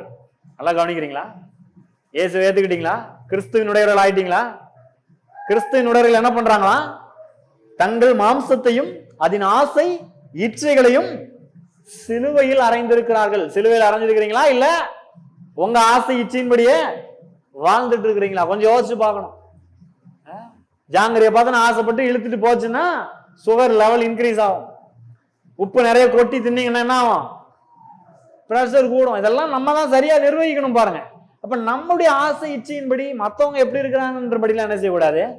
வாழக்கூடாது. நமக்கென்று தேவன் அற்புதமான வாழ்க்கையை வைத்திருக்கிறார். நீங்க இப்ப இருக்கிறத காட்டிலும் 1000 மடங்கு பெருகிறதற்கு என்னெல்லாம் தேவையோ எல்லாவற்றையும் சிலுவையில் அவர் செய்து முடித்து விட்டார். ஆனா நீங்க இப்ப எப்படி வாழணும்? கலாத்தியர் 2:20 பவுல் சொல்றாரு, நான் அல்ல கிறிஸ்துவே எனக்குள் பிழைத்திருக்கிறார். அப்ப கிறிஸ்துவ மாதிரி பூமியில என்ன செய்யணும்? வாழணும். உங்க ஆசையின்படியே என்ன செய்ய விடாது, போடாது. அப்படி ஆதாமேவாள் போய் தான் எல்லாமே கெட்டு போச்சு.